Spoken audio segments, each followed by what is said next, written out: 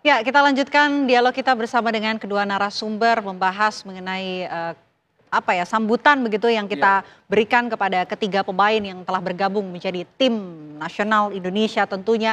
Saya mau ke Bung Peri. Bung Peri, dengan hadirnya 3 striker begitu ya, bisa dikatakan akan memberikan kontribusi seperti apa untuk tim Indonesia tentunya? Kehadiran 3 striker, maksud saya yang sekarang ini yang Dion Marks dengan Tim Given ya. Saya rasa Dion Marks adalah pemain tidak semua striker ya. Cuman ada satu striker ya, ini Oleh, yang lainnya back ya. Dion dan juga Tim Gapes itu posisi aslinya adalah pemain belakang. Gitu. Nah, kalau menurut saya begini. Ini sesuatu yang harus kita salah satu yang harus kita syukuri sebagai salah satu ikhtiar dari PSSI untuk membentuk timnas yang tangguh. Kenapa? Sejak beberapa tahun yang lalu sebenarnya proses naturalisasi ini sudah kita mulai. Ya, sejak di eranya Pak Iwan Bule atau bahkan sebelumnya ya Pak Edi Rahmayadi sudah kita mulai. Perbedaannya kali ini ada di 3 aspek ya, Vena, Kang Ferry. Yang pertama adalah bahwa pemain yang kali ini pemain yang dinaturalisasi adalah pemain-pemain yang benar-benar dari sisi track recordnya diyakini berkualitas. Ya, contoh misalnya Martin Paes, kemudian J. Itses, kali ini Oleh. Yang kedua dari sisi usia mereka ya. Bahkan kali ini ada 2 pemain yang masih berusia 19 tahun. Artinya ada kesinambungan untuk masa depan, untuk jangka panjang mereka membela timnas Indonesia ke depan. Nah, yang ketiga, kali ini PSSI betul-betul berburu. Ya, kalau dulu kan proses naturalisasi itu adalah pemain-pemain yang sudah bermain di Liga Indonesia, kemudian mereka sudah bermain di sini lebih dari 5 tahun, kemudian ditawarin untuk membela Indonesia. Nah, kali ini tidak, kita berburu. Kita mencari yang terbaik, the best among the best. Sepanjang mereka masih berdarah Indonesia. Dan itu menjadi tambahan, kalau dulu proses naturalisasi itu kepada pemain yang bermain di Liga Indonesia yang tidak berdarah Indonesia sama sekali, kali ini PSSI mencari pemain yang sebisa mungkin memiliki darah Indonesia. Nah, ini yang menjadi perbedaan, terutama dari si usia muda dan kualitas itu ya. Oleh karena itu sekali lagi kita dukung ikhtiar dari PSSI untuk membentuk timnas tangguh. Sekali lagi kalau kita ingin melihat kehadiran timnas Indonesia sesegera mungkin di kancah Piala Dunia. Dan mudah-mudahan ikhtiar ini bisa terwujud untuk Piala Dunia 2026 di Amerika, Meksiko, dan Kanada nanti. Oke, saya mau ke Bung Peri. Bung Peri, dengan 3 striker begitu yang dimiliki Indonesia begitu, seperti Orat Mangun, kemudian ada Strike juga. Oleh juga begitu. Nampaknya ada di posisi free roll ya begitu. Saya rasa dengan adanya 3 striker mungkin Orat Mangun untuk lawan Australia dia karena masih ada akumulasi kartu ya. Dia tidak bisa main. Mungkin saya condong antara Ramadan Sananta atau Ricky Kambuaya. Saya rasa itu karena kalau dilihat dari Rafa selama bermain dia di Australia ini tidak dapat bermain seperti cadangan mati gitu. Jadi mungkin ini juga Rafford buat Patrick Kluivert juga ya. Dia juga bisa menilai dari situ.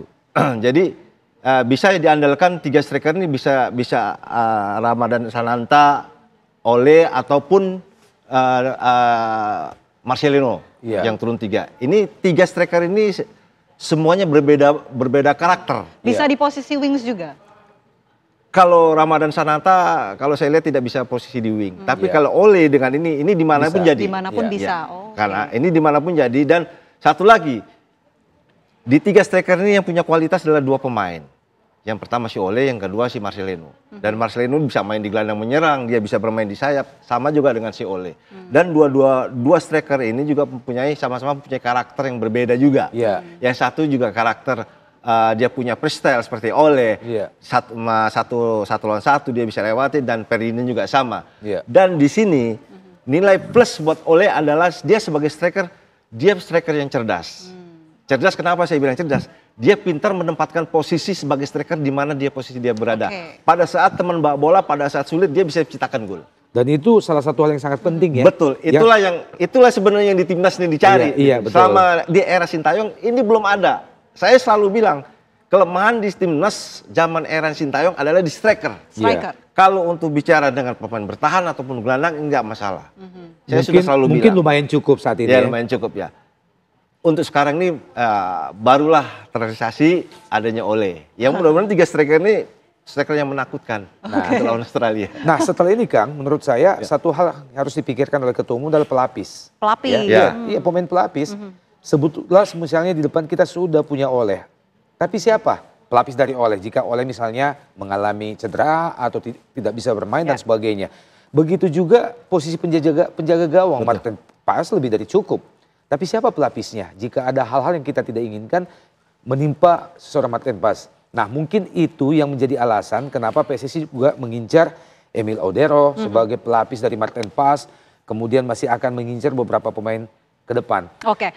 Ya. Oke, sambil kita tahan dulu ya Bung Oke. ya. Nanti kita masih bisa membahas lebih lanjut lagi. Kita akan menuju langsung ke London, Inggris. Kembali terhubung bersama rekan kami Adia Anwari di sana. Adia, bisa Anda gambarkan suasana terbaru dari tempat Anda, silakan. Baik, selamat malam Vena dan juga pemirsa TV One. Ini seperti yang bisa saya kabarkan di depan gedung Kedutaan Besar Republik Indonesia atau KBRI di London.